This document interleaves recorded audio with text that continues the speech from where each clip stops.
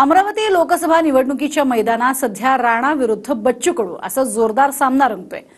तोडीबाज बी team वरनं सुरू झालेले आरोप प्रत्यारोप दारू आणि जुगारापर्यंत आलेत।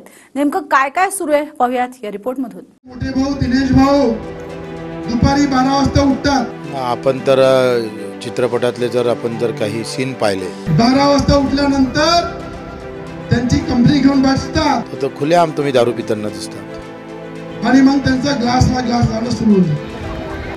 पण तुम्ही इतक्या खालच्या पातळीवर जात असाल तर तुमच्या बऱ्याच गोष्टी दिसन ना।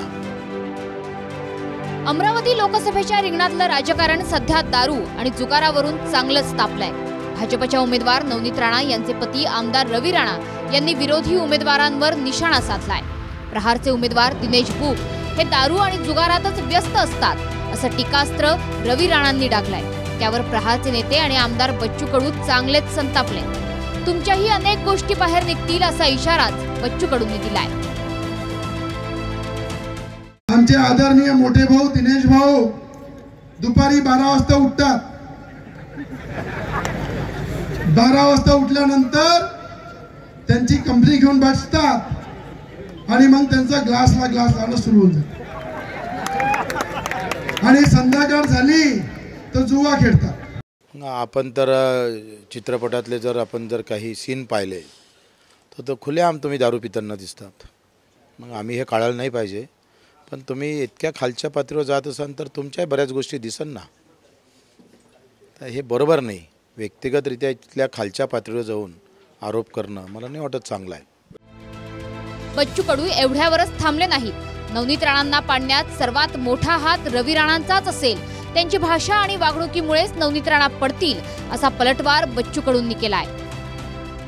आमच्या नवनीतजींना कारण नसताना त्यांना सामना करावा लागतोय आणि त्याचं मोठं वाईट खरं तर आज कधी कधी म्हणतं ना का एखादी सभा घेतली एखाद्या शब्दानं माणसाले घरी बसवते, तसं रवी राणाच्या वर्तणुकीमुळे आज जे काही निर्माण झालेली आहे ही अवस्था याचं मूळ कारण रवी राणा आहे। राणा आणि बच्चू कडूंमधला वाद काही नवा नाही। बच्चू कडू आणि राणा दाम्पत्य यांच्यात सातत्याने वार पलटवार हे सुरूच असतात।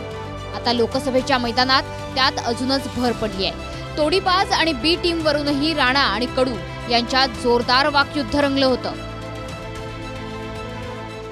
एकच नारा आहे त्यांचा भाऊचा आमच्या की नवनीत राणाला पाळायचं आहे। अरे नवनीत राणाला पाळायचं आहे तर निवडून कोणाला आणायचं आहे?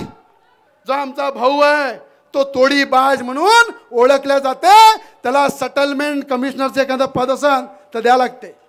जिथं कुठं पैशाचा मामला आला तर हा मदत पडते आणि त्यांचं सेटलमेंट करते। स्वतःचं ठेवाचं झाकून आणि दुसऱ्याचं पाचं वाकून। आणि मला सांगते अरे काँग्रेसची बी टीम झालेली आहे। आम्हाला सांगते बी टीम आहे सी टीम आहे। अरे तुझी बायको तुझ्या टीम मध्ये नाही आहे स्वाभिमानच्या। तुझी बायको बीजेपी मध्ये, तू स्वाभिमान मध्ये, पोट्ट प्रहार मध्ये दे पण पाठवू।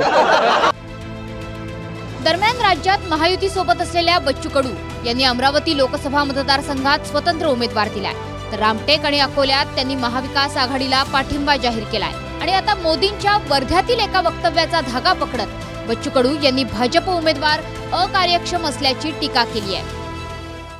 काल परवा मोदीजी वर्धेले आले होते आणि त्यांनी म्हटलं होतं की आपकी अगर नाराजी है तो मैं देखकर इनको वोट मारो। म्हणजे मोदीजीनं हे स्पष्ट सांगितलं का आमचा उमेदवार कार्यक्षम नाही आहे, ते काही करूच शकत नाही।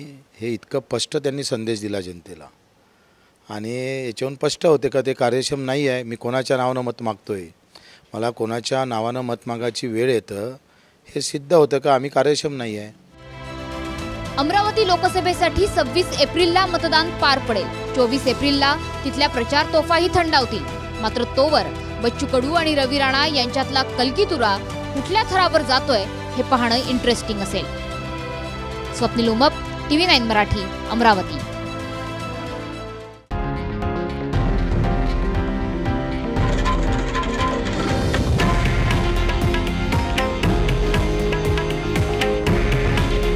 हे आहे देशातील नंबर 1 न्यूज नेटवर्क आणि आपण पाहत आहात TV9 मराठी। काळजी तुमची, हित महाराष्ट्राचं।